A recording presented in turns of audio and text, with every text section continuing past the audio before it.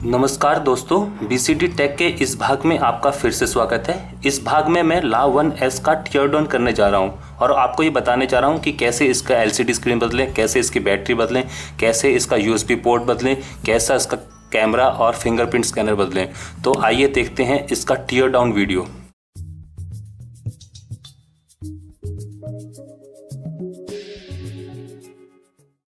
ये मेरा La1S है जिसको कि मैंने फ्लिपकार्ट से 10,999 में ख़रीदा है। हमारी पुरानी वीडियोस के लिए आप यहाँ पर क्लिक कर सकते हैं इसके बारे में ज़्यादा जानने के लिए। तो आइए इसका हम आप टीयर डाउन करते हैं। तो टीयर डाउन करने के लिए आपको कुछ उपकरणों की ज़रूरत पड़ेगी, जैसे कि एक स्पडर, एक फिलिप्स स्क्रू ड्राइवर, एक प्लास्टिक का या लोहे का पत्ती और एक प्लास्टिक का प्राइम टूल और कुछ ट्वीज़र्स।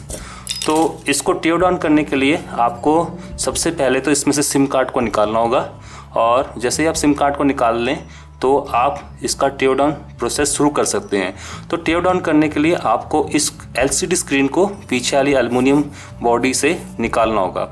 तो उसको निकालने के लिए आपको एक इस टाइप के इंस्ट्रूमेंट की ज़रूरत पड़ती है। ये एक गर्म करने वाला एक इंस्ट्रूमेंट है। तो मैं आपको इसको अच्छे से दिखा दे दूँ तो मैं इसको आपको दिखा देता हूँ। ये कुछ इस टाइप का इंस्ट्रूमेंट देखने को मिलता है।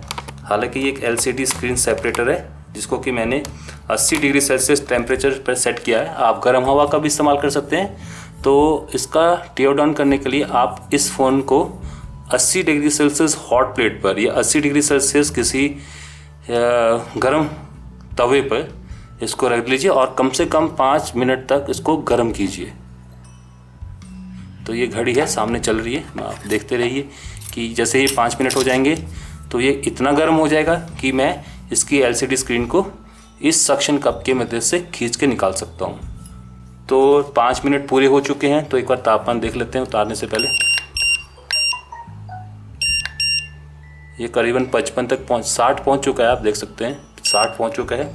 तो मैंने आपको बताया था लगभग 5 मिनट गर्म करने पर ये 60 डिग्री सेल्सियस होता है। इसको आराम से पकड़िए क्योंकि काफ़ी गर्म होगा। तो जैसे ही आप उसको उतारोगे, मैं कैमरा भी ले आता हूँ अपनी जगह पे ताकि आपको दिखा सकूँ कि मैं क्या करने वाला हूँ। तो आपको अब ऐसे प्रोपाइल अल्कोहल की ज़रूरत पड़ेगी। आप ज़्यादा देर मत लगाइए, जस्ट इस सक्शन कप को रखिए डिस्प्ले के ऊपर और हल्का सा उठाने की कोशिश कीजिए। आप देख रहे हो कि ग्लू काफ़ी तगड़ी है, आपको ग्लू खुलती हुई नज़र आएगी। और जहाँ पर ग्लू नहीं खुल रही है आप अपने ट्वीज़र से थोड़ा सा आइसोप्रोपाइल अल्कोहल ले लीजिए और वहाँ डालने की कोशिश कीजिए जहाँ जहाँ ग्लू ये दिक्कत दिखा रहा है। आइसोप्रोपाइल अल्कोहल काफ़ी अच्छी चीज़ है इस मामले में कि जो, पर आपको ध्यान रखना है कि ये चिपके ना बाद में। तो उसके लिए आप चाहे किसी चीज़ का इस्तेमाल करें। आप देख रहे हैं कि थोड़ा कठिनाई हो रही है मुझे नीचे से खोलने में। देखिए कितने आराम से ये ग्लू छूट रही है। ज़्यादा ज़ोर मत लगाइए, अपने आप होने दीजिए। तो कुछ मैं प्रोपाइल अल्कोहल को इसमें लगा देता हूँ, बीच में डाल देता हूँ ताकि ये आसानी से छूट सके जो ग्लू है इस साइड से। तो काफ़ी होगा रहेगा ये। बहुत धीरे से काम कीजिए, ज़्यादा जोर मत लगाइए, अचानक से छूट भी सकता है ये। अगर आपने एक जगह ज़्यादा जोर लगा दिया तो टूट जाएगा डिस्प्ले। थोड़ा सा ट्वीज़र का सहारा लिया है मैंने यहाँ पर ग्लू छुड़वाने में। तो आप देख सकते हैं कि ये इस साइड से तो छूट चुका है। अब धीरे धीरे करके ज़्यादा देखो आप सैग आ रहा है, सैग का मतलब कि मोड़, शीशे में ज़्यादा मोड़ मत डालिए। आप देख सकते हैं कि अब ये ग्लू छूटती चली जा रही है। 5 मिनट गर्म करने का ये फ़ायदा है कि ये जल्दी से ठंडा नहीं होगा। अब यहाँ पर ज़्यादा ग्लू है तो मैं थोड़ा सा प्रोपाइल अल्कोहल और लगा देता हूँ। आप इसके बिना भी काम कर सकते हैं। मैं इसलिए इस्तेमाल कर रहा हूँ कि मैं इसको तोड़ना नहीं चाहता हूँ और इस ग्लू को दोबारा से इस्तेमाल करना चाहता हूँ। आप देखिए कितने आराम से ये निकल गया, ये 2 हिस्सों में टूट गया है। तो मैं अब अपना इसको खोलने के लिए और जगह बना देता हूँ और इस प्रोपाइल अल्कोहल को भी अलग से रख देता हूँ। ये आग पकड़ सकता है तो ये काफ़ी ख़तरनाक है और मैं हॉट एयर को भी बंद कर देता हूँ। आप देख सकते हो कि मैंने कितनी आराम से इस LCD को इस एल्युमिनियम फ्रेम से अलग कर दिया है। तो अब समय है इन 2 स्क्रूज़ को खोलने का और LCD को पूरी तरह से अलग करने का। तो 2 स्क्रूज़ हैं, फिलिप्स स्क्रू ड्राइवर लीजिए और इन दोनों स्क्रू को खोल दीजिए। तो अब ट्यूज़र पकड़ के इस स्क्रू को भी निकाल लीजिए और इस स्क्रू को साइड रख लेते हैं और इसके साथ इस पत्ती को उठा लेते हैं। तो इस पत्ती के नीचे आपको ये क्लिप मिलेगी जिसको आप अनक्लिप करके LCD को रिलीज़ कर सकते हैं। तो ये आपकी LCD रिलीज़ हो चुकी है। तो अब ये देख लेते हैं LCD है क्या। ये LCD और टच दोनों का कम्बिनेशन है। आप मॉडल देख सकते हो, यहाँ पर आपको मॉडल दिख जाएगा। ये है T181601116A। तो इसका ये सीरियल नंबर है और ये कनेक्टर है जिसमें कि आप टच और LCD दोनों का ही कनेक्शन जा रहा है। और आप देख सकते हो कि यहाँ पर एक IC है सिनेप्टिक की, जो अगर आप जूम करके मैं दिखा दूँ आपको ये क्या नंबर है इस IC का। हाँ, आप देख सकते हैं कि ये S33UA ये सिनेप्टिक का टच कंट्रोलर है। और ये आप देख सकते हो ये जो पत्तियाँ जा रही हैं यहाँ से, ये फ्लेक्स गई है, ये टच के लिए है। तो ये है इसका LCD। तो ये है इस La1S का डिस्प्ले। तो अगर आप चाहते हैं कि LCD से डिजिटाइजर को रिप्लेस करें तो इसको मैं हॉट प्लेट पर रखूँगा और मैग्नीशियम वायर से इसका ग्लू काट लूँगा और फिर बाद में इसको लिफ्ट कर सकता हूँ। तो मैं जो अभी इंस्ट्रूमेंट आपको दिखा रहा था जो मेरी इस साइड पड़ा हुआ है, तो इस इंस्ट्रूमेंट से मैं इसके LCD भी निकाल सकता हूँ और डिस्प्ले और LCD को अलग अलग कर सकता हूँ। तो ये है इसका डिस्प्ले। तो इसको हम अब साइड पर रख लेते हैं और आगे देखते हैं कि आगे क्या बचा है। तो आप देख सकते हो कि आगे एक पूरा बैक फ्रेम और आगे की तरफ का कुछ स्टील का फ्रेम पड़ा हुआ है। तो सबसे पहले तो स्टील के फ्रेम को निकाल लेते हैं। तो आप देख सकते हो कि इसमें करीबन 1 2 3 4, इसकी ज़रूरत नहीं है, 5 6 7 8 9 और 10 स्क्रूज़ हैं। तो आपको इन 10 स्क्रूज़ को निकालना है। तो याद रखिए कि ये नीचे के 2 स्क्रू काले हैं। तो मैंने लगभग सारे स्क्रू निकाल दिए हैं। अब मैं इसमें से इस जो स्टील की पत्ती है इसको उठा सकता हूँ। आप देख सकते हो कि कोई स्क्रू रह ना गया हो, ध्यान से उठाइए। 10 स्क्रू के 10 स्क्रू निकल चुके हैं। तो आप देख सकते हो कि मैं इसको बड़ी आराम से निकाल पा रहा हूँ। और आप देख सकते हो कि एक फ्लेक्स केबल इसके हाथ पीछे कहीं कहीं चिपक गई है। तो थोड़ा सा ध्यान दे के इसको भी मैं निकाल देता हूँ। ये निकल गई। तो इसी के साथ ये स्टील फ्रेम इसके से अलग हो जाता है और इस स्टील फ्रेम में आपको रिसीवर स्पीकर मिलेगा। अगर आपका रिसीवर स्पीकर काम नहीं कर रहा है, मतलब कि आपके आगे से फ़ोन करते वक्त आवाज़ नहीं सुनी, तब आपको ये पुर्जा बदलना होगा। इसको कैसे बदलें? तो इसको बदलने के लिए ट्यूज़र ले लीजिए और इसको ऐसे करके लिफ्ट कर लीजिए और इसको ऐसे करके निकाल लीजिए और नया पुर्जा लीजिए बिल्कुल इस मॉडल का। यह है A0551 इस मॉडल का। और इसको फिर से ऐसे करके लगा लीजिए। ध्यान रखिए कि जो पिन्स हैं ये नीचे की साइड को हों। तो एक बार देख लेते हैं मदरबोर्ड पर क्या होता है, लंबी लाइंस लगी हो। नहीं, इस पिन्स को आपको नीचे को ही रखना है, कनेक्टर्स नीचे की साइड को होंगे और इसको फिर अलाइन करके दबा दीजिए। तो ये आपका रिसीवर स्पीकर इस तरह से बदला जा सकता है। तो इस स्टील फ्रेम पे इसके सिवाय और कुछ नहीं है। तो आइए इसको साइड। तो अब आप इस एल्युमिनियम फ्रेम में देख सकते हो कि मदरबोर्ड है, बैटरी है, सब PCB है और कुछ टाइप के कनेक्टर्स हैं। तो आइए देखते हैं कि हम इनको कैसे निकाल सकें। तो आप देख सकते हो कि यहाँ पर एक फ्लेक्स केबल है, यहाँ पर एक फ्लेक्स केबल है और यहाँ पर एक कनेक्टर है। फ्लेक्स केबल इसके नीचे है, कुछ ये दबी हुई सी लग रही है। तो मदरबोर्ड को रिलीज़ करने के लिए मुझे तो कोई स्क्रू दिख नहीं रहा है। तो सबसे पहले तो इस फ्लेक्स केबल को डिस्कनेक्ट करके इस बटन्स को निकाल देते हैं। तो इसको डिस्कनेक्ट करने का आप इस क्लिप को उठा दीजिए। ये कुछ इस तरह से उठेगी, इस साइड से ये उठ चुकी है। तो आप इसके साथ इस कनेक्टर को निकाल लीजिए। ये पावर बटन का कनेक्टर्स है, ये निकल गया है। अब इस स्क्रू को अनस्क्रू कीजिए। तो इसको भी साइड में रख देते हैं और अब इस कनेक्टर को और इस पूरे जिग को निकाल लीजिए। तो ये आपका एक पावर केबल और बटन केबल है और बटन वाली साइड का कनेक्टर है। तो इसमें आपको power on off, volume down और वॉल्यूम अप बटन देखने को मिल जाएगा। 3 बटन है, S1, S2 एंड S3। तो इसको साइड रख लेते हैं। तो अब मैं मदरबोर्ड को आराम से उठा सकता हूँ। तो कैसे उठाया जाए मदरबोर्ड को, तो आप सबसे पहले कोशिश कीजिए कि प्लास्टिक को ज़्यादा से ज़्यादा इस्तेमाल करें, क्योंकि लोहा स्क्रैच डाल सकता है। हाँ, आप देख सकते हो कि यहाँ पर एक स्क्रू है, सिर्फ एक ही स्क्रू है जो पूरे मदरबोर्ड को बांधे हुए है। तो आपको ये स्क्रू निकालना होगा। निकल गया तो अब शायद मदरबोर्ड आराम से उठ जाएगा। हाँ, आप देख सकते हो कितने आराम से मदरबोर्ड उठ रहा है।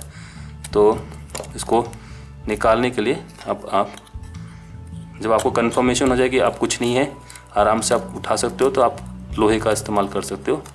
फिर भी ध्यान रखिए कि कम से कम लोहे की चीज़ें इस्तेमाल कीजिए, इससे कम स्क्रैच आएंगे।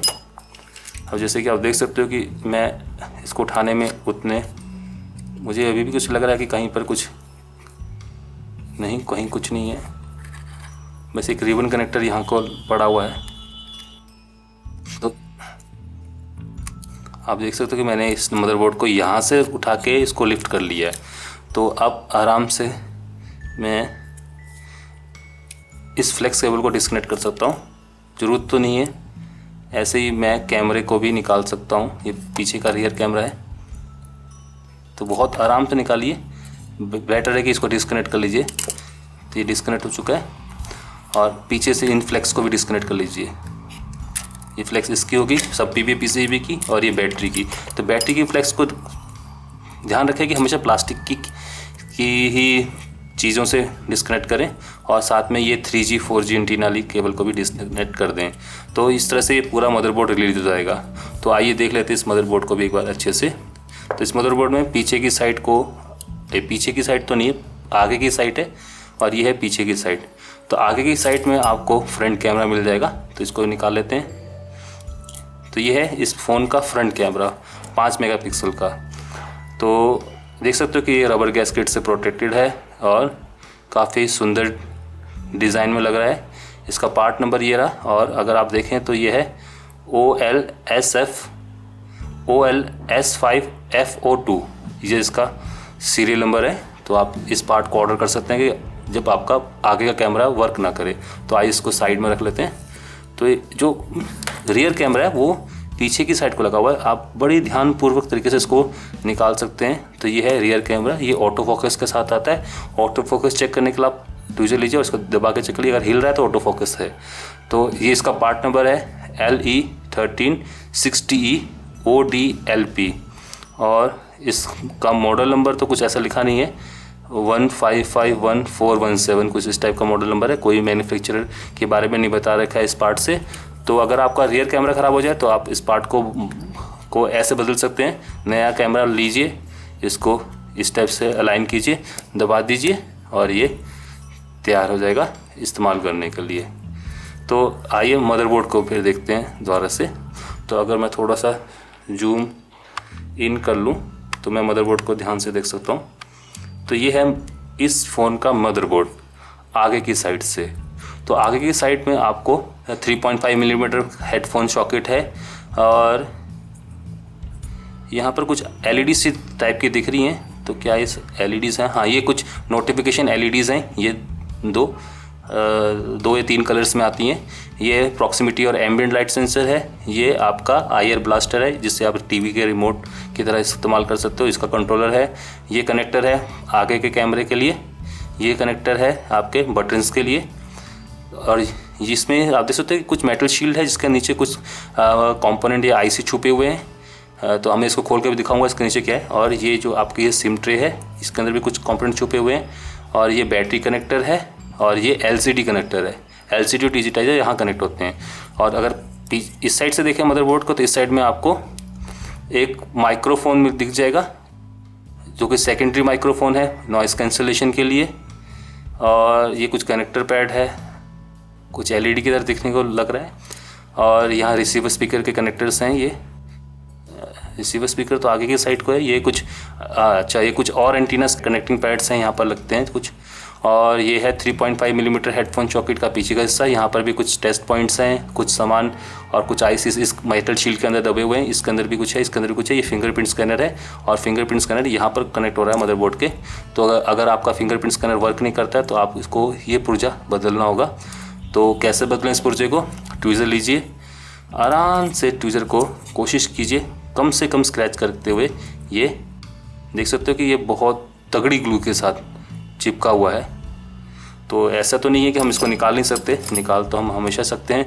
तो फिर इसको हम शायद गर्म करके निकाल देते हैं। थोड़ा मैं ओवन को गर्म कर लेता हूँ तब तक मैं आपको पार्ट्स दिखा दूँ। तो ये नीचे में है सब PBA कनेक्टर, यहाँ पर सब PBA की फ्लेक्सिबल आके कनेक्ट करती है और यहाँ पर कुछ एंटीना पैड्स भी हैं। तो देख सकते हो कि मदरबोर्ड में दोनों साइड को बहुत सारे मेटल शील्ड्स हैं। तो आइए देखते हैं कि ये LAV1S किन आईसीस से बना हुआ है। तो इन आईसीस को एक्सपोज करने के लिए मुझे मेटल शील्ड्स को निकालना पड़ेगा। ट्वीज़र लीजिए। तो ट्वीज़र तो मेरी इस टाइप की ही मुझे अच्छी लगती है, तो मैं इसको आराम से, आप देख सकते हो कि मेटल शील्ड को हटाना इतना आसान नहीं है, क्योंकि इस दौरान कई बार कंपोनेंट भी बर्बाद हो जाते हैं जो साइड में लगे हुए ट्वीज़र की गलती से। तो आप थोड़ा ध्यान रखिए जब आप इस प्रोसेस को करें। ये निकल चुका है। तो देख सकते हैं कि इस मेटल शील्ड में नीचे की साइड को एक थर्मल पैड दिया हुआ है जो कि कुछ हीट ट्रांसफ़र, ये प्रोसेसर है इसका मेन, मैं बता दूंगा नंबर क्या है। उस प्रोसेसर से ये हीट ट्रांसफ़र करता है इस पत्ती तक, और ये पत्ती बाद में जाके मदर आगे की ये पीछे वाली जो एल्युमिनियम शीट है वहाँ पर हीट ट्रांसफ़र करती है। तो अगर आप ध्यान से देखें तो कहाँ हीट ट्रांसफ़र हो रही है, इस साइड को। तो आपको लगभग ये वाला एरिया काफ़ी अच्छी तरीके से गर्म होता हुआ दिखेगा जब आप खूब सारा प्रोसेसर यूज़ करोगे इस फ़ोन का। तो ये है तरीका हीट डिसिपेट करने का। तो ये तो एक मेटल शील्ड हो गई है। तो अब मैं इसको भी उठा लेता हूँ। तो मुझसे कई लोग सवाल करते हैं कि ये मेटल शील्ड क्यों दिखाई जाती है। ये मेटल शील्ड इसलिए होती है क्योंकि कई बार एक सेक्शन दूसरे सेक्शन से इंटरफेस करता है। मतलब एक सेक्शन अपनी डिस्टर्बेंस, जैसे कि ये एक अगर RF सेक्शन है, मुझे कुछ RF आईसीस दिख रही हैं, तो ये RF आईसीस में भी आपके प्रोसेसर की किसी क्लॉक से सिंक्रोनाइज कर जाए और आपस में दूसरे को इंटरफेयर करे। इसलिए हम लोग मेटल शील्ड लगाते हैं ताकि ये कम से कम इंटरेक्शन हो और एक दूसरे सेक्शन को डिस्टर्ब करें। तो ये पीछे की साइड से हो, तो मैंने पीछे की साइड ही है शायद, हाँ पीछे की साइड से मैंने शील्ड निकाल ली है। अब आगे की साइड से भी निकाल लेते हैं। आप देख सकते हो कि ये मेटल शील्ड कुछ अलग टाइप की है। मैं पहली बार इस टाइप की मेटल शील्ड देख रहा हूँ। तो इस मेटल शील्ड पर आपका फिंगरप्रिंट स्कैनर भी फिट हुआ है। तो मुझे किसी भी हालत में इस मेटल शील्ड को बहुत आराम से निकालना है। ये निकल चुकी है, ये रही मेटल शील्ड। इसमें भी आप देखते हो कि एक थर्मल पैड लगी हुई है जो कि इस आईसी से हीट ट्रांसफ़र कर रही है पीछे की पत्ती पर, और इस पीछे की पत्ती से हीट ट्रांसफ़र होकर कहाँ जाएगी, आगे की डिस्प्ले की साइड को, LCD की साइड को। तो पता नहीं ये वाली हीट फिंगरप्रिंट स्कैनर है तो ये वाली हीट पीछे की साइड को जाएगी। तो मैं आपको गलत बता चुका हूँ। जो प्रोसेसर से हीट जा रही है वो LCD वाली साइड वाली पत्ती को जा रही है, मतलब इस पत्ती को जा रही है, इस पत्ती को जा रही है। और जो अभी जो मैंने कंपोनेंट हटाया है ये पीछे से निकाला हुआ है, ये वाला कंपोनेंट। ये कंपोनेंट कहाँ हीट ट्रांसफ़र कर रहा है, ये पीछे की एल्युमिनियम शीट पर ट्रांसफ़र कर रहा है। ये कुछ इस टाइप से लगेगा ना, फिंगरप्रिंट स्कैनर ऐसा लगता है, तो ये कुछ इस टाइप से लगेगा और इस टाइप से लगने के बाद ये ऐसे कहीं लगेगा फिंगरप्रिंट स्कैनर के साथ। तो ये सेक्शन यहाँ आता है। तो आप देख सकते हो कि यहाँ पर एक काले कलर की ये लगी हुई है, ये थर्मल पैड्स हैं एक तरह से, जो कि हीट को पीछे की साइड को यहाँ पर ट्रांसफ़र करते हैं। तो ये है पोर्शन। अच्छा चलो, इसमें कुछ नया देखने को मिला मुझे। तो अब इस पत्ती को भी हटा देते हैं। अब ये पत्ती कुछ पुरानी टाइप की पत्ती है। ध्यान देखिए, देखो मैं ट्वीज़र से खींच रहा हूँ तो इसको उठाने के चक्कर में कहीं इस कंपोनेंट को मैं बर्बाद ना कर दूँ। तो इस चीज़ का ध्यान रखें आप भी, अगर आप कभी ऐसा प्रोसेस को कर रहे हैं। तो क्यों हम लोग इन पत्तियों को एक्सपोज कर रहे हैं, क्यों आईसीस को देख रहे हैं। कई बार, जैसे कि मैं कई बार देख चुका हूँ कि वाईफाई आईसी बहुत जल्दी फूक जा रही है आजकल, थोड़ी सी भी हीट को इधर उधर होते। तो इन वाईफाई आईसीस इन्हीं पत्तियों के नीचे कहीं छुपी दबी हुई होगी, और ऐसे ही आपका कई बार पानी में गिरने के बाद फ़ोन सिग्नल नहीं पा रहा होता है, तब आपको पीछे की साइड को ये RF सेक्शन की इस आईसी को बदलना पड़ता है। तो अब आईसीज तो सब इसके दबी हुई हैं, तो मैं आपको एक लोकेशन बता दूं, उनका फंक्शन भी बता दूंगा कि ये आईसीज किस काम आती हैं। तो उससे पहले तो मुझे इन शील्ड से छुटकारा पाना पड़ेगा। तो ये है, इसके नीचे भी 2 थर्मल पैड्स लगे हुए हैं जो कि हीट को ट्रांसफ़र कर रहे हैं। तो मैंने लगभग जो इसमें पत्तियाँ थी निकाल दी हैं, बस एक ही पत्ती बची हुई है ये वाली। तो इसको मेटल शील्ड बोलते हैं। ये मुझे लगता है शोल्डर्ड है, नहीं शोल्डर्ड तो नहीं है, तो इतने आराम से निकल भी क्यों नहीं रही है, शोल्डर्ड तो बिल्कुल ही नहीं है। तो ये मुझे लगता है या तो आरएफ सेक्शन का पावर एम्पलीफायर होगा या फिर कोई धांसू चीज़ इसके अंदर दबी हुई है, या फिर ये पावर मैनेजमेंट का सेक्शन होगा, या तो पावर एम्पलीफायर होगा या पावर मैनेजमेंट का होगा। तो इन दोनों से कुछ तो होगा। ये जो शील्ड इतनी आसानी से निकल नहीं रही है इसकी, तो ये नहीं निकल रही है अभी भी। आप देख सकते हो कि मैं कितना ध्यान दे रहा हूँ कि कहीं ये इसको निकालने के चक्कर में कोई कंपोनेंट ना तोड़ बैठूं। तो आप भी ध्यान दीजिए इस चीज़ों का कि कम से कम ट्वीज़र को लैंड करें। लगभग अब खो चुका है, मैं यहाँ से उठा दूँ तो शायद ये निकल जाए। भौतिकी नियम तो यही कहते हैं। हाँ, अब निकल चुकी है। तो ये है फाइनल पत्ती। तो इसमें भी एक थर्मल पैड लगा हुआ है जो कि कुछ हीट ट्रांसफ़र करेगा। कहाँ से? इस वाली आईसी से। तो ये हो चुका है पत्तियों का काम ख़त्म। तो हम अब देख सकते हैं पूरे बोर्ड को एक्सपोज होते हुए।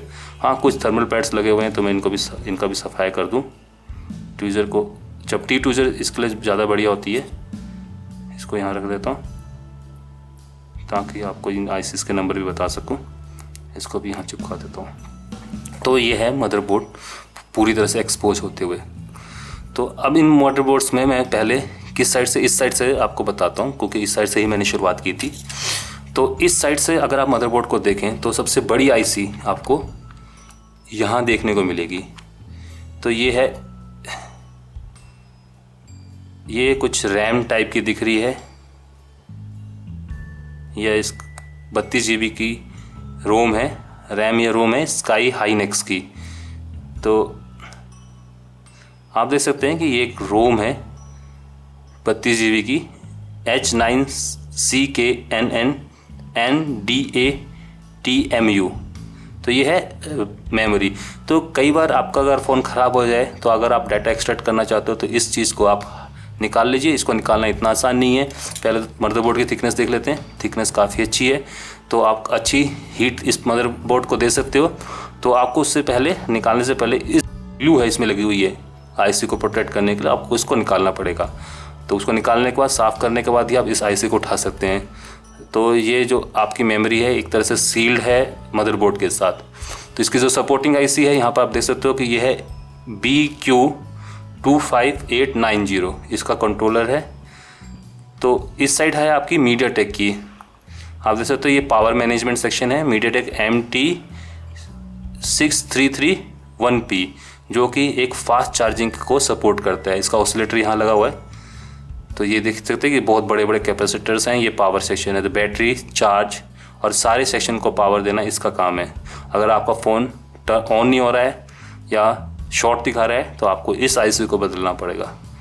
तो ये तो हो गए 2 सेक्शन। अब इन सेक्शंस को देख लेते हैं। इन सेक्शंस में भी आप देख सकते हो कि मीडियाटेक की एक आईसी लगी हुई है और ये भी वही है। मुझे लगता है ये मीडियाटेक की MT632P, ये भी पावर सेक्शन ही लग रहा है। 6331P, 6332P। तो मे बी ये दोनों ही पावर सेक्शन है, मिला के काम कर रहे हैं। एक इस साइड लगा हुआ है, एक उस साइड लगा हुआ है। दोनों ही पावर सेक्शन हैं जो कि बैटरी की चार्जिंग, मुझे लगता है कि शायद एक मीडियाटेक का पावर सेक्शन फास्ट चार्जिंग के लिए डेडिकेट होगा और दूसरा शायद नॉर्मल चार्जिंग और पावर सप्लाइंग के लिए। तो देख सकते हो इसमें कोई ऑसिलेटर पार्ट नहीं है, तो ये शायद फास्ट चार्जिंग सेक्शन है। तो इस साइड देख लेते हैं। ये है आपका स्काईनेक्स का, ये है आपका मेन ट्रांसरिसीवर 77643। ये एक क्वाड बैंड आईसी है, मतलब आपका जो भी एंटीना से सिग्नल आ रहा है 2G 3G 4G वाला, सबसे पहले यहाँ आता है। और ये इसको सेपरेट करता है। तो ये एक एम्पलीफायर है एंटीना सिग्नल के लिए। तो इसके सिवाय इस साइड को कोई और आईसीज नहीं है। आपको मैं दिखा दूं एक बार फिर से, इस साइड अब कोई आईसी नहीं बची है।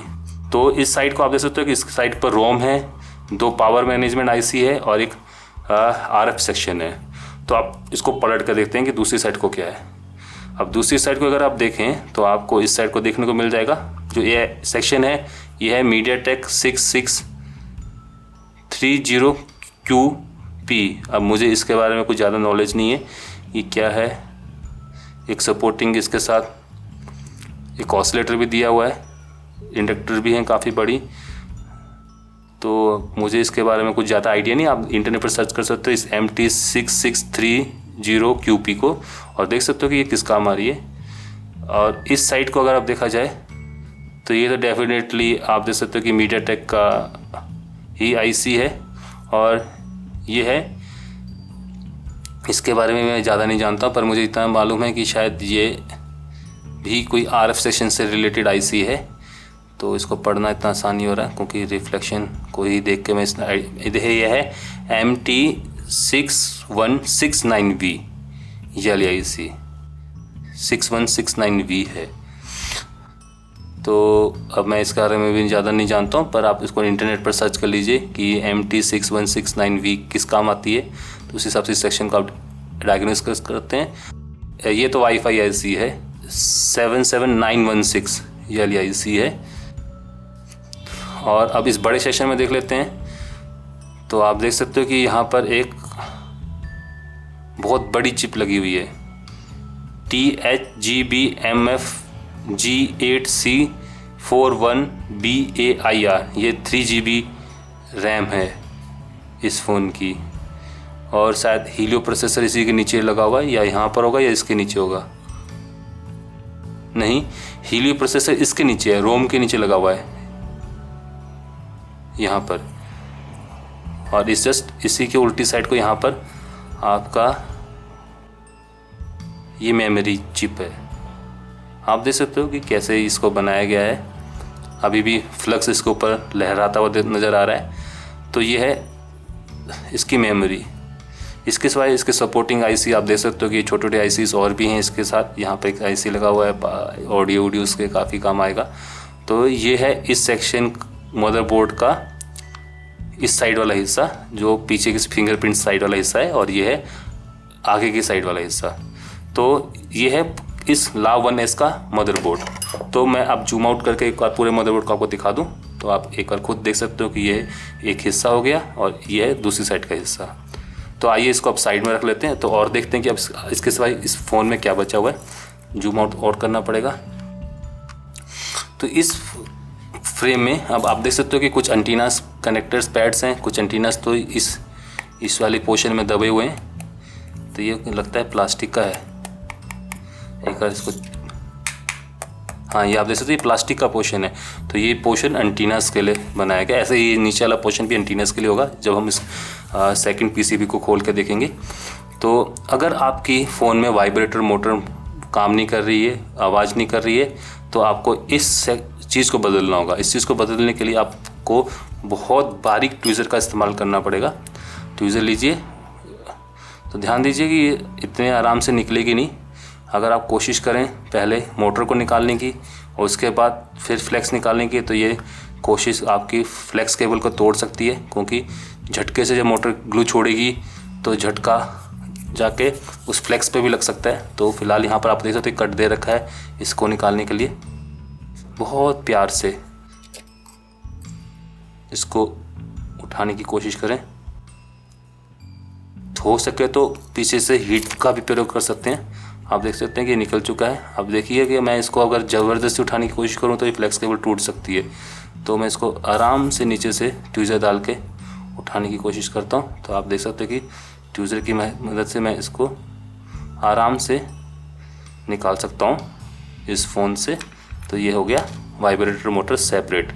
तो अगर आपकी वाइब्रेटर मोटर ख़राब हो चुकी है तो आपको इसको पार्ट को बदलना पड़ेगा। नई मोटर इस ग्लू के साथ आएगी। इसके पीछे लगी हुई कागज़ उतार रही है, ग्लू एक्सपोज हो जाएगी। सबसे पहले इस कनेक्टर को डालिए, अलाइन कीजिए देख सकते हो कि इतना आसान नहीं होता है, कहना आसान है करना मुश्किल। तो ट्वीज़र को पकड़ लीजिए और ट्वीज़र की सहायता से इसको डाल दीजिए और जैसे सेट हो जाए तो वाइब्रेटर मोटर को दबा दीजिए। तो इसके साथ ही ये वाइब्रेटर मोटर बदली जा सकती है। तो अब है नीचे का सब पीवीए पोर्शन। तो अब सब पीवीए पोर्शन को निकालने के लिए आपको 1 और 2 स्क्रूज़ को सेपरेट करना होगा। ये स्क्रू का कलर कुछ अलग है तो ये आराम से पहचान में आ जाएंगे आपके। अब सब पीवीए सेक्शन को आप खींच के निकाल लीजिए और ये फ्लेक्स केबल भी साथ में निकल आएगी, ये पूरी फ्लेक्स केबल। तो ये है आपका सब पीवीए सेक्शन। और सब पीवीए सेक्शन में आपका है, देख सकते हैं कि इसमें एक सीप टाइप पोर्ट है, यूएसबी पोर्ट है, पहला माइक्रोफोन यहाँ पर पड़ा हुआ है इस रबर गैस्केट के साथ। तो इसको साइड में रख लेते हैं। तो उसमें कुछ नहीं है, माइक्रोफोन है और ये आपका चार्जिंग पोर्ट है और कुछ एंटीनास क्लिप्स हैं जो कि ये 3G 4G एंटीनास को मेन मदरबोर्ड से इस सब पीवीए बोर्ड्स पे कनेक्ट कर रही हैं। तो एंटीना कहाँ है, एंटीना आपके यहाँ पर लगे हुए हैं। तो ये तो शायद, हाँ ये एंटीना नहीं, ये तो शायद इस लाउड स्पीकर का है कनेक्टर और एंटीनास ये रहे पैड्स, ये 2 एंटीनास हो गए। हाँ ये 2 ही एंटीनास हैं यहाँ पर और ये है 2 लाउड स्पीकर के पैड्स। तो अगर आपका लाउड स्पीकर ख़राब हो गया तो कैसे इसको बदलें? ऐसा तो नहीं है कि लाउड स्पीकर में बदल ना सकते हो, देख लेते हैं, क्या पता बाद में हम खुद ही कह दें कि नहीं बदले जा सकते।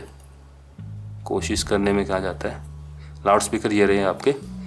तो मुझे लगता है कि इसको निकालने के लिए आपको इसके बारे में कुछ ज़्यादा जानकारी नहीं है कि कैसे निकलेगा, पर फिर भी आप देख सकते हो कि मोल्डेड तो नहीं है। हाँ ये निकल सकता है, ज़्यादा जोर मत लगाइए एल्युमिनियम वाली बॉडी पर। अगर एक और बेंड होगी तो आप वापस इसको अपनी जगह पर वापस नहीं ला सकते। क्यों? क्योंकि मेटल एक बार बेंड हो जाए तो वापस नहीं बनता। जैसे दोस्ती में एक बार गांठ पड़ जाए तो दोस्ती वापस, दोस्त तो बन जाते हैं पर वो वाली बात नहीं रहती। रहीमन धागा प्रेम का। चलो इसको हम बाद में निकालते हैं, सबसे पहले बैटरी निकालने की कोशिश करते हैं।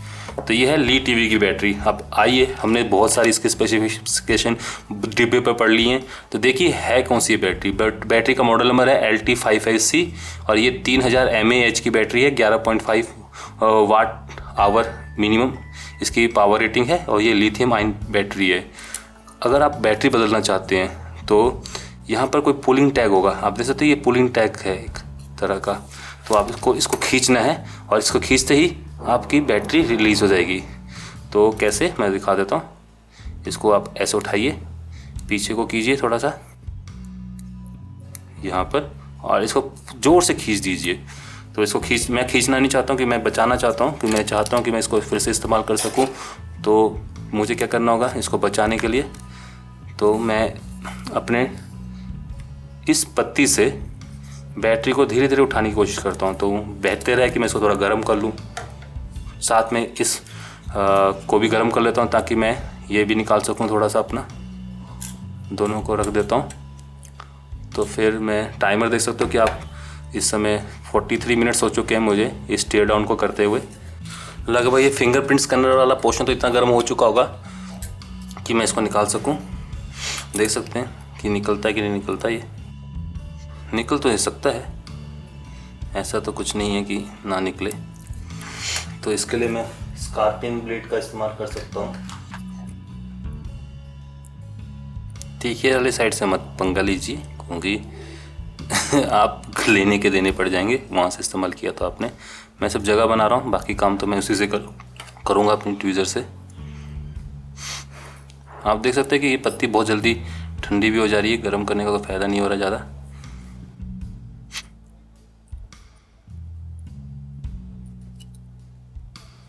बहुत आराम से कोशिश कीजिए उसको उठाने की।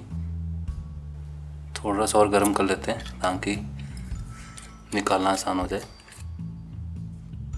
आप देख सकते हैं कि मैं क्या कर रहा हूँ। मैंने यहाँ बैटरी को गर्म करने के लिए रखा है ताकि मैं बैटरी को निकाल सकूँ, और यहाँ पर मैं फिंगरप्रिंट स्कैनर को गर्म कर रहा हूँ ताकि मैं फिंगरप्रिंट स्कैनर को भी इससे जुदा कर सकूँ, मतलब कि इस पत्ती से हटा सकूँ।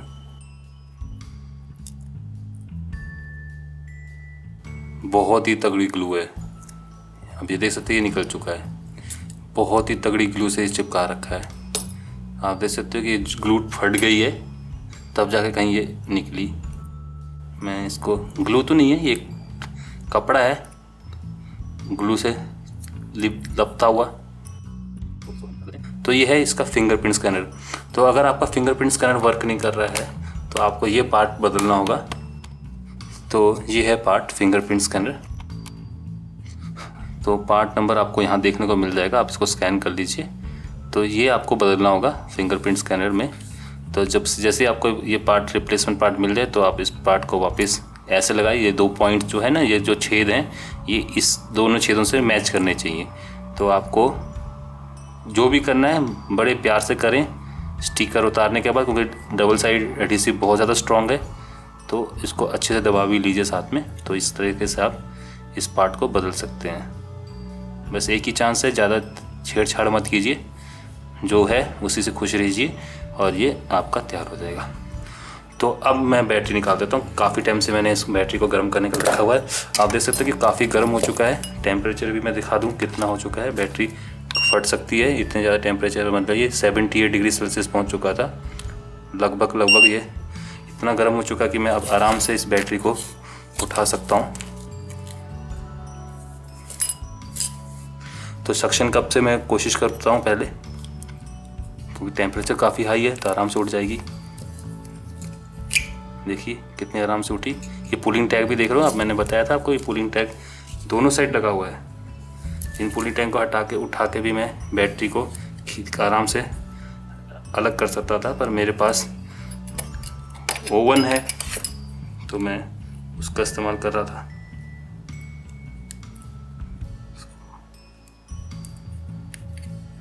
देख सकते हो कि मैं कितने आराम से बिगर खींचे इस पुलिंग टैग को मैंने बैटरी को अलग कर दिया है। तो अब मैं इस बैटरी को ठंडा होने देता हूँ और साथ ही में इस बैटरी को रख लेता हूँ। तो ये है इस फ़ोन की बैटरी। बहुत ज़्यादा गर्म हो चुकी है, मैंने ध्यान नहीं दिया, तो इसको मुझे ठंडा करना होगा जल्दी से जल्दी, नहीं तो ये बैटरी फटने का भी चांस हो सकते हैं। आप कोशिश कीजिए कि कभी भी टेम्परेचर इस बैटरी का 40 से 45 चला जाए। मैं फिंगरप्रिंट स्कैनर के चक्कर में मात खा गया। आप देखते हो कि टेम्परेचर इस समय 70 डिग्री सेल्सियस 62। इसको जल्दी से ठंडा कीजिए। तो मैं अभी आ रहा हूँ इसको ठंडा करके। ठंडा करने का सबसे आसान तरीका होता है कि इसको उठा के पटक के फ्रिज में रख दें, तो वो तो बिल्कुल मत कीजिए। इसको आराम से धीरे धीरे किसी मेटल की सरफेस के कांटेक्ट में ला दीजिए और ये अपने आप ठंडी हो जाएगी। देखिए आप टेम्परेचर, मैंने कोई ज़्यादा टाइम नहीं लिया, आप 50 थोड़ा टाइम ही हुआ, आप देख सकते हो कि ज़्यादा नहीं टाइम हुआ। तो आप टेम्परेचर, हालांकि अभी भी 62 दिखा रहा है, सरफेस टेम्परेचर है, तो ये 40 के करीबन पहुँच चुका है, जो कि एक सेफर लिमिट है। तो आप देख सकते हो कि 51 मिनट ही हुए हैं, जल्दी मैंने कितनी जल्दी इस बैटरी को ठंडा कर दिया। पर आप ध्यान रखिए कि ऐसा गलती आप ना करें, क्योंकि 40 डिग्री सेल्सियस इसका सेफेस्ट टेम्परेचर है। तो ये बैटरी बिल्कुल अच्छे तरीके से निकल चुकी है। तो मैं अब इसको साइड में रख देता हूँ। तो अब है इसमें से इस पोर्शन को निकालना। तो इस पोर्शन को निकालने के लिए मुझे क्या करना है, मुझे इसको उठाना है। अब तो बैटरी रास्ते में नहीं आ रही है, तो मैं इसको अब आराम से इन क्लिप्स की मदद से उठा सकता हूँ। कोई क्लिप्स तो दिख नहीं रही हैं यहाँ पर। एक बार ट्राई करके देख लेते हैं कि कैसे ये उठेगा। निकलेगा तो ये पक्का। कैसे निकले, ज़बरदस्ती से निकले, आराम से निकले, अब इसकी मर्जी। मैं अपनी ट्यूजर को भी बचाना चाहता हूँ, क्योंकि मैं नहीं चाहता हूँ ट्यूजर भी ख़राब हो इस चक्कर में। देखिए आप निकल रहा है। यहाँ पर एक क्लिप थी, अब तो ये आराम से निकल जाएगा ट्यूजर को नीचे रख के। आप देख सकते हो कि ये बहुत तगड़ी जो भी चीज़ है इसके नीचे लगी हुई है, उससे चिपका हुआ है। हाँ, ग्लू ही है। तो ये पोर्शन है जिसको आपको बदलना होगा अगर आपका लाउड स्पीकर काम नहीं कर रहा है। तो आप देख सकते हैं कि इसका जो आउटपुट है यहाँ से आता है और कनेक्टर्स यहाँ पर है। लाउड स्पीकर आप इससे, मुझे लगता नहीं कि आप इससे भी बाहर निकाल सकते हो, बस आपको ये पूरा पार्ट ही खरीदना पड़ेगा। आप देख सकते हो कि यहाँ पर 3G एंटीना बना हुआ है पीछे, ये रखा एंटीना, इसके ऊपर ये है 3G एंटीना। तो ये एंटीना तो आपने एक्सपोज कर दिया, पर इससे ज़्यादा आप इसको नहीं खोल सकते हो, और कोशिश भी मत कीजिए, क्योंकि मुझे नहीं लगता कि अभी आगे ज़्यादा खुलने वाला है। क्योंकि अगर ज़्यादा खोलने की कोशिश करोगे तो ये क्लिप्स टूट जाएंगी और इसको वापस असेंबल करना आसान नहीं होगा। मैं आपको दिखा देता हूँ, अगर आप कोशिश करते हो तो क्या होता है। दिख तो रहा है कि यहाँ से खुल सकता है, ये अलग होने वाली जगह है, पर आप कोशिश मत कीजिए ज़्यादा इसको, क्योंकि इस तरीके से ये वापस बंद तो नहीं हो पाएगा, ये तो कंफर्म है, क्योंकि ये क्लिप्स टूट जाएंगी तो फिर आपको एल्फी से चिपकाना पड़ जाएगा। तो ये हो गया इसका पूरा का पूरा टियर डाउन। इसके सिवाय अब कुछ नहीं बचा इस बैक फ्रेम पर।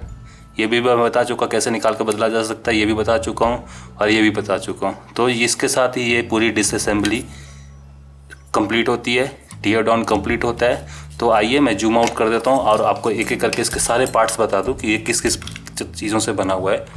तो हालांकि आप फ्रेम में देख ही रहे हो, पर फिर भी कुछ मैं कम करके देख लूँ। तो आप देख सकते हो कि ये जो फ़ोन है इन पुर्जों से बना हुआ है। तो एक एक करके मैं हाईलाइट कर देता हूँ। कुछ स्क्रूज़ हैं जो यहाँ पर पड़े हुए हैं, आप देख रहे हो स्क्रूज़ हैं, ये स्क्रूज़ हैं। तो इसका पास एक मेटल शील्ड है जिस पे फिंगरप्रिंट स्कैनर लगा हुआ है, और ये फ्रंट वाली शील्ड है, ये मदरबोर्ड है, ये बैक एल्युमिनियम फ्रेम है, ये बैटरी है, ये 5 मेगापिक्सल का फ्रंट कैमरा है, ये LCD प्लस डिजिटाइजर है, ये सब PBA पे लगा हुआ है प्लास्टिक, मतलब कि इसमें लाउड स्पीकर और एंटीना है, ये रबर गैस्केट है, मेन स्पीकर, और ये मेन स्पीकर के लिए है, माइक्रोफोन के लिए है, और ये आपका secondary microphone for noise cancellation के लिए है। ये आपका सब PBA सेक्शन है जिसमें एक केबल जा रही है जो कि मदरबोर्ड से सब PBA पे सेक्शन को कनेक्ट करती है, जो कि आगे जाके एंटीना पर पहुंचेगी। और ये कुछ मेटल शील्ड्स हैं, ये आप देख सकते हो, एक तो उधर पड़ी है, 2 3 4 5 मेटल शील्ड्स हैं। एक और शील्ड है जिससे हमें LCD को कनेक्टर को दबा के या बंद करके रखता हूँ, और ये आपका बटन्स हैं। तो आप देख सकते हो कि ये लाव 1S इतने सारे कंपोनेंट के साथ बना हुआ है। हाँ, मेन जो आपका इस शील्ड पर लगा हुआ है, जो आपका फ्रंट कैमरा यहाँ पर लगा हुआ, वाइब्रेटर मोटर यहाँ पर है, और बाकी सारे एंटीनास इसी पर लगे हुए हैं। तो ये आप देख सकते हो कि लाव 1S काफ़ी सारे पुर्जों से बना हुआ है, और इन पुर्जों की अलग अलग कीमत है। तो कुल मिलाकर ये टोटल पुर्जे 10,999 के ही बनते हैं, जिस प्राइस पर आप फ्लिपकार्ट से इस फ़ोन को ख़रीदते हो। तो इसी के साथ ये पार्ट्स व्यू का भी सेक्शन ख़त्म हो चुका है। तो आइए अब इसको असेंबल कर लेते हैं। तो असेंबल करने के लिए सबसे पहले कहाँ से स्टार्ट करें? सबसे पहले उल्टा ही स्टार्ट होता है, जहाँ से आपने ख़त्म किया था वहीं से आप शुरुआत भी करते हो। तो सबसे पहले आप लाउड स्पीकर सेक्शन को डाल दें। देखो लाउड स्पीकर ये रहा, और जो ये ग्रिल है ये लाउड स्पीकर के लिए है, और इधर वाली ग्रिल आप देख सकते हो तो इस पर ये माइक्रोफोन लगेगा। आप देख सकते हो, इसको ऐसे रखोगे, इसको ऐसे नहीं, ऐसे रखोगे तो ये माइक्रोफोन इस वाली ग्रिल पर आएगा। तो जो ये ग्रिल है ये है माइक्रोफोन के लिए, ये है लाउड स्पीकर के लिए। तो लाउड स्पीकर भी ऐसे ही जाएगा। आप देख सकते हो कि ये इतनी आराम से तो नहीं जाने वाला जितनी आराम से मैंने इसको निकाल रहा था। हालांकि आराम से तो निकला नहीं था ये। तो पहले तो मैं लगता हूँ कि मैं इसको इस साइड से डाल दिया जाए और इसके बाद दबा दिया जाए। तो ये तो हो गया असेंबल। उसके बाद अब मैं बैटरी को लगा देता हूँ। इसके बाद मैंने बैटरी ही निकाली थी शायद, ये है। बैटरी को असेंबल करने के लिए पहले नीचे की साइड से डालिए, और मैं ध्यान रखिए कि जो पुलिंग टैग थे इस बैटरी को रिलीज़ करने के, ये निकले ना। ओके, सफाई होगी नीचे से, और ये लगा दिए। आप इसको दबा दीजिए, और इस जो एडहेसिव है, टेप है, जिसको पुलिंग टैग भी बोलते हैं, खींचने के बाद आप आराम से बैटरी को रिलीज़ कर सकते हैं। इसको भी लगा दीजिए। ठीक है, ये आपका तरीका हो गया। बैटरी भी लग चुकी है। अब है बारी इस सब PBA सेक्शन के को लगाने की। ये जाएगा आपका ऐसे। तो इसको लगाने से पहले आपकी ये रबर गैस्केट लगेगी। तो रबर गैस्केट कुछ इस टाइप से लगने वाली है, इसके ऊपर ये लग गई है। उसके बाद आप इसको अलाइन कीजिए, और अलाइन करने के लिए सबसे पहले नीचे की साइड को दबाइए इसको, और कोशिश कीजिए कि ये जो पोर्शन है ये अच्छे से फिट हो जाए। अगर अच्छे से फिट नहीं हो रहा है ज़बरदस्ती मत कीजिए, क्योंकि इससे बहुत सारी चीज़ें टूट फूट सकती हैं। तो ये तैयार है, क्योंकि अगर आपने ज़बरदस्ती की तो ऊपर वाला सेक्शन भी नहीं लगेगा। उसके ऊपर वाला मतलब जो आपका ये शील्ड है, कहाँ की शील्ड, ये वाली शील्ड, ये भी नहीं लगेगी। तो आप इसको अपने तरीके से बैठने का मौका दीजिए। अगर नहीं अच्छे से सेट हो रहा है तो आप कहीं गलती कर रहे हो, तो आप अपनी गलती को पहचानिए और फिर से जुड़ जाइए, क्योंकि हर बहुत छोटे पोर्शन है, इन बहुत छोटे पोर्शन में बहुत सारे कंपोनेंट्स लगे हुए हैं। तो हाँ, अब सही से सेट हो गया ये। आप स्क्रू लगा सकते हैं। इसके स्क्रूज कोई अलग टाइप के दिखने वाले स्क्रूज हैं, कोई काले नहीं हैं, ये कोई भूरे टाइप के स्क्रूज हैं। तो आप इनको अच्छे से पहचान सकते हो कि ये भूरे टाइप के स्क्रू ही यहाँ लगेंगे। तो ये दोनों लग चुके हैं भूरे स्क्रूज। अब ये सब पीबी सेक्शन तैयार हो चुका है। अब है बारी मदरबोर्ड को असेंबल करने की। तो मदरबोर्ड को असेंबल करने के लिए मुझे सारे जो मैंने इसमें से शील्ड निकाली थी उनको वापस लगानी होंगी। तो सबसे पहले स्टार्ट करते हैं इस शील्ड से। इस शील्ड है कहाँ, तो ये कौन सा साइड है, अच्छा यहाँ से। सबसे पहले तो मुझे ये जो मैंने यहाँ से निकाले थे इनको वापस रखने पड़ेंगे। हाँ, शायद मेरी लाइटनिंग में प्रॉब्लम हो रही थी, तो आपसे ये पहले तो सबसे पहले मुझे कर देखना पड़ेगा, क्योंकि मुझे याद नहीं है मैंने कहाँ से निकाला था, कहाँ से किसको निकाला था। ये शील्ड नहीं, ये शील्ड इसकी नहीं है, तो इसकी शील्ड ये है। तो ये अलग जो पैड है मैंने यहाँ से उठाया था, यहाँ से पावर कंट्रोलर से। तो ये अलग सेक्शन तो तैयार हो चुका है। तो नहीं, मैंने अभी शायद यहाँ पर भी इस पैड को रखना है। ये हो गया। ये कोई चिंता करने की ज़रूरत नहीं, ये थर्मली कंडक्टिव होते हैं, इलेक्ट्रिकली इंसुलेटर्स होते हैं। तो ज़रूरत इससे कोई आपकी बिजली नहीं इधर से उधर होगी, कोई शॉर्ट नहीं होगा। आप आराम से कैसे भी रख सकते हैं, बस आईसी कवर हो जानी चाहिए। तो आप देख सकते हैं कि अब ये पोर्शन बंद हो चुका है। प्रोसेसर इसी के नीचे है, रोम भी इसी के नीचे है। तो ये तैयार है। अब है इस वाले छोटे सेक्शन का। इस वाले छोटे सेक्शन में अगर देख सकते हो तो ये शीट फिट बैठेगी, थर्मल पैड लगा हुआ है, कोई दिक्कत नहीं है, लगा दीजिए। अब है पीछे वाला पोर्शन। पीछे वाले पोर्शन में ये 2 आईसीज हैं, इसके लिए ये है पैड। आप देख सकते हो दोनों पैड लगी हुई हैं पैड्स, और इसको दबा दीजिए। तो ये मेटल शील्ड तैयार हो गई है। अब ये छोटा वाला ये वाला पोर्शन है। तो अब देख सकते हो छोटी सी यहाँ पर पैड लगा हुआ है, जो कि इस आईसी से हीट निकाल रहा है। कहाँ से, नहीं इस आईसी से तो नहीं निकाल रहा है, ये इससे निकाल रहा है। हालांकि गलत डिज़ाइनिंग है, मीडियाटेक के आईसी के ऊपर होनी चाहिए वाली, तो ये गलत रखा हुआ है इन्होंने पैड। हमें पैड रखना चाहिए इसके ऊपर, तो हम इसको सही कर देते हैं। अब इसके बाद हम इसको फिट भी कर देते हैं। अब ये हो गया फिट। अब है बची बड़ा वाला पैड इसमें फिंगरप्रिंट स्कैनर भी लगा हुआ है। तो इसको कैसे फिट करें, ये रहा बड़ा वाला पैड। तो इसको फिट करने के लिए आप देख सकते हो कि मुझे थोड़ी मशक्क़त करनी पड़ेगी, क्योंकि इसमें कनेक्टर्स नहीं है। तो मुझे अलाइन इसको ज़बरदस्त तरीके से करना पड़ेगा, अलाइनमेंट मार के तरीके से। तो माइक्रोस्कोप की ज़रूरत पड़ सकती है, पर फिलहाल कोई दिक्कत नहीं, हम आराम से कर सकते हैं। पर फिलहाल देखिए कि कोई कहीं से छूट ना जाए। अच्छा, थोड़ी सी भी गलती हो तो आप जल्दी से उसको उठा लीजिए, आप फिर से ट्राई कीजिए। आप देख सकते हो यहाँ पर इसका स्टिकर लगा हुआ है, और इसके नीचे भी एक आईसी लगी हुई है, जो उसको मैं देख नहीं सका। कभी भी हाथ से किसी भी स्टिकर को या ग्लू वाली चीज़ को मत उठाइए हाथ, क्योंकि जो हमारे हाथ होते हैं उसमें ह्यूमन ऑयल, इसको मानव तेल भी बोलते हैं, वो लगा होता है, और उस तेल को छुड़ा पाना नामुमकिन है। और वो तेल इतना गंदा होता है कि उससे सारी ग्लू ख़राब हो जाती है। तो ये 2 आईसीस इसमें एक्सपोज नहीं हो पाई थी, तो एक बार उनका नंबर भी देख लें बंद करने से पहले। ये है तो है आपकी डायलॉग, मतलब कोई साउंड वाली आईसी लग रही है, डायलॉग DA9210। और ये जो आपकी है, इसका तो कोई आता पता ही ना दिख रहा। जो भी आप देख सकते हैं कि ये 83 से स्टार्ट होती है, ग्लू है लगी हुई, इसलिए पढ़ा नहीं जा सकता इनका नाम। तो हम इसको वापस लगा देते हैं स्टिकर को। ये कुछ इस टाइप से जाएगा, और हाथ से इसको दबा दीजिए, तो ये वापस अपनी जगह लग गया। ये तो मदरबोर्ड में तो बस अब इस वाले पोर्शन को लगाना बाकी है। तो मैं फिर से ट्राई करते हैं। तो इस साइड से स्टार्ट करते हैं इस बार। सबसे पहले अलाइन कर लीजिए, क्योंकि कैमरे के सामने ये सब करना पाना इतना आसान नहीं होता। मेरे सामने कैमरे का डंडा, माइक्रोफोन, ये सब आड़े आ रहा है। तो फिलहाल जो भी है, जैसा भी है, करना तो ऐसे ही पड़ेगा। देखिए अब बहुत बढ़िया तरीके से अलाइन हो चुका है।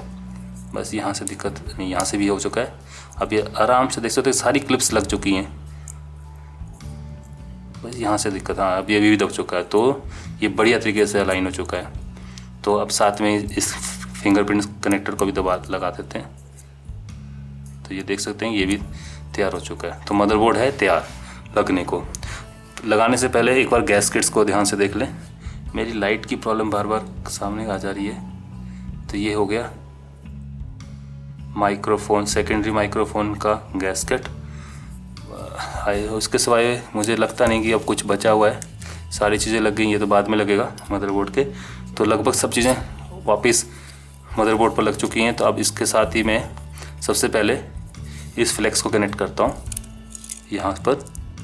उससे पहले मैं चाहूँगा कि ये कनेक्ट हो जाए। अच्छा, ये मैं गलत लगा रहा था, ये ऐसे नहीं कनेक्ट होगा, ये यहाँ कनेक्ट होगा। सबसे पहले तो मैं कोशिश करूँगा कि इस एंटीना केबल को कनेक्ट कर दिया जाए। देखिए, यही तरीका होता है कि हर चीज़ों को, ये फ़ोन पूरा उल्टा खुल रहा है ना। अधिकतर चीज़ें उल्टी, मतलब LCD से लगती थी, अब ये उल्टी साइड से बैक पैनल से लग रही हैं, तो थोड़ा सा समझना इतना आसान नहीं हो रहा मेरे लिए। ये लग गया ये वाला कनेक्टर। ये बैटरी कनेक्टर तो बाद में लगाएंगे। और अब है इस कनेक्टर की बारी। तो बेटर है कि मैं इसको निकाल लूँ कैमरे को और इसको फिर यहाँ से लगाऊँ। ये ज़्यादा बढ़िया तरीका होगा और आसान तरीका होगा। तो ये तैयार है। अब है बारी मदरबोर्ड को सेट करने की।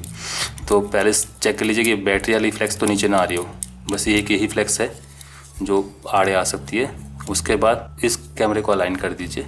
सबसे पहले तो कैमरे को इसके अंदर ऐसे करके दबा दीजिए। उसके बाद मदरबोर्ड को ऐसे रखिए, मतलब कि माइक्रोफोन वाला पोर्शन पहले डालिए। माइक्रोफोन मतलब आपका ये 3.5 मिलीमीटर हेडफोन सॉकेट सबसे पहले डालिए। ये एडजस्ट कीजिए, इस फ्लेक्स को हटाइए रास्ते से, और इस केबल को भी थोड़ा सा रास्ते से हटाना होगा, तब ये मदरबोर्ड नीचे को जाएगा।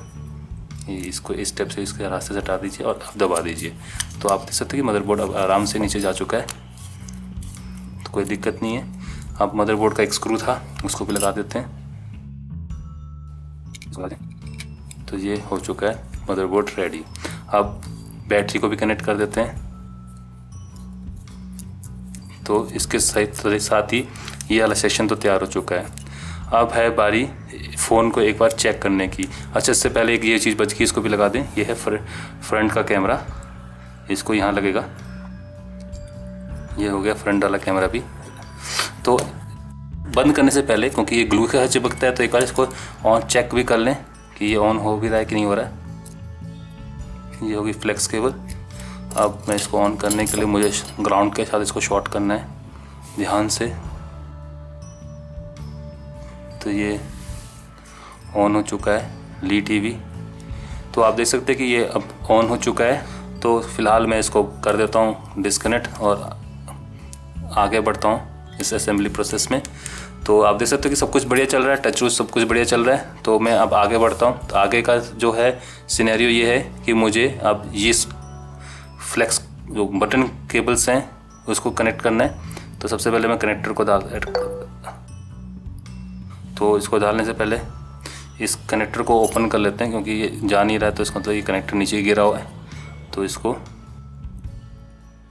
आप देख सकते हो कि इसको डालना इतना आसान नहीं है, पर ये अभी ही डल पाएगा आराम से। तो ये कनेक्टर डल चुका है यहाँ पर। अब इसको लॉक कर देते हैं। तो अब इसके साथ इसको भी मैं बटन्स को भी सेट कर देता हूँ। तो ये बटन कनेक्टर भी कनेक्ट हो चुका है। तो इसी के साथ ये सारी चीज़ें तैयार हैं। अब कोई स्क्रू तो नहीं बच गया जो मैं मिस कर गया हूँ अंदर लगाना। एक स्क्रू था यहाँ पर और करीबन 10 स्क्रूज थे पीछे वाले।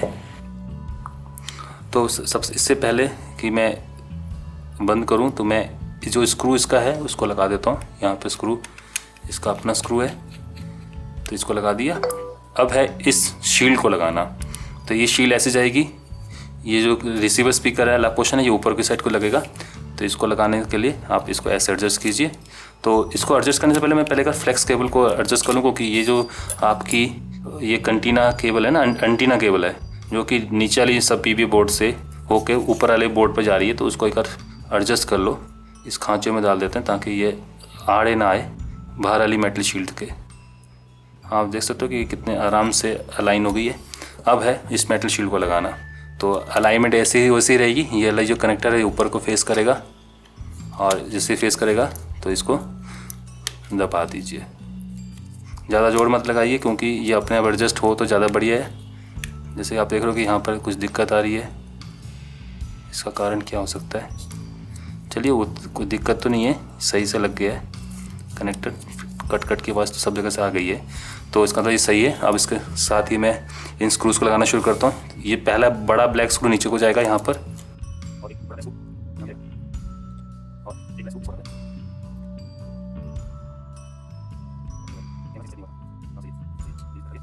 आप देख सकते हो कि मैंने सबके सब स्क्रू लगा दिए हैं। बस अब ये 2 स्क्रू बचे हुए हैं, और ये स्क्रू सिर्फ एलसीडी कनेक्टर के साथ ही लगेंगे। तो एलसीडी कनेक्टर को भी हम लगा देते हैं। एलसीडी कनेक्टर कुछ इस टाइप से लगेगा। ये फ्लेक्स नीचे की साइड को जाएगी, स्पीकर इस साइड है, स्पीकर इससे मैच करेंगे। तो कनेक्टर को लगाने के लिए आप एलसीडी को पहले ऐसे रख लीजिए और आराम से कनेक्टर को अलाइन कीजिए और दबा दीजिए। तो एलसीडी कनेक्टर तैयार है। एक बार बंद करने से पहले हम लोग सब कुछ चेक कर लेते हैं कि ये बढ़िया चल रहा है कि नहीं चल रहा। आप देख सकते हो कि तो सब कुछ बढ़िया चल रहा है, टच भी बढ़िया से चल रहा है। तो कैमरा भी कर देख लेते हैं। ये पीछे का कैमरा है, बढ़िया से चल रहा है। आगे का कैमरा भी देख लेते हैं। ये कैमरा भी आगे का भी बढ़िया चल रहा है। तो हम इसको बंद कर देते हैं। तो आप देख सकते हो कि अब सब कुछ सही है। तो बंद करने से पहले तो मुझे उन कनेक्टर्स पर वो लगाना पड़ेगा, ये वाली पत्ती। तो ये पत्ती कुछ इस टाइप से लगेगी, और लगाने के बाद ये दोनों स्क्रूज़ भी काले स्क्रूज़ हैं, ये लंबे स्क्रूज़। थोड़ा सा यहाँ पर ट्विज़र का सहारा ले लीजिए, या आप अपनी उंगली का सहारा ले सकते हैं। इसमें लगाइए, फिट कीजिए, और इसी तरह से आप इस साइड का भी लगा सकते हैं और इसको बंद कर दीजिए। तो आप देख सकते हैं कि ये अब तैयार है एलसीडी स्क्रीन को लगाने के लिए। तो एलसीडी स्क्रीन को लगाने से पहले एक बार अच्छे से अलाइनमेंट कर लीजिए। मैं आपको दिखा देता हूँ कैसे। ये आप अच्छे से अलाइन कर लीजिए, क्योंकि वापस खोल पाना आसान नहीं होगा इसको दोबारा से। तो इसको आराम से ऊपर से दबाते हुए लाइए और नीचे की साइड को दबा दीजिए, और अच्छे से दबाइए इसको, ये, और आगे की साइड से भी दबा दीजिए। तो अब ये है, हो चुका है बंद। तो अगर आप इसको चाहें तो इसको ओवन के ऊपर रखें, गरम कर लीजिए, और फिर उसके बाद अपनी उंगली से दबाते चले जाइए। हालांकि इतनी ज़्यादा ज़रूरत नहीं है, ये पकड़ लेगा ग्लू। तो आप देख सकते हैं कि ये फ़ोन चल रहा है, कोई दिक्कत नहीं आ रही है। अगर ब्राइटनेस बढ़ा के देखें तो आप देख सकते हो कि कोई दिक्कत नहीं है, सब कुछ बढ़िया से चल रहा है। तो आप देख सकते हो इस लाव 1S को टेयर करना उतना आसान नहीं है, आपको काफ़ी मशक्क़त करनी पड़ेगी। इस LCD को निकालने के लिए आपको एक हॉट एयर या हेयर ड्रायर या एक इस टाइप का ओवन या हॉट प्लेट की ज़रूरत पड़ेगी। गर्म करना पड़ेगा पूरा शीशा, उसके बाद सक्शन कप से इसको उठाना पड़ेगा, उसके बाद ही आप इस फ़ोन को टेयर कर सकते हैं। और उसके बाद अगर आपका कोई ख़राब कंपोनेंट्स है उसको कैसे बदलना है मैंने इस वीडियो में आपको बता दिया है। तो इसी के साथ मैं इस टेयर डाउन वीडियो को समाप्त करने जा रहा हूं। आपको ये वीडियो अच्छा लगा तो थम्स अप कीजिए, शेयर कीजिए फेसबुक पर, ट्विटर पर, और सब्सक्राइब कीजिए। सब्सक्रिप्शन लिंक आपको यहाँ देखने को मिल जाएगा। और इस फ़ोन के बारे में ज़्यादा जानने के लिए और आने वाले ऑनलाइन गैजेट्स और तकनीकी के बारे में ज़्यादा जानने के लिए BCD टेक को देखते रहिए। धन्यवाद, नमस्कार, जय हिंद, जय भारत, जय माता की।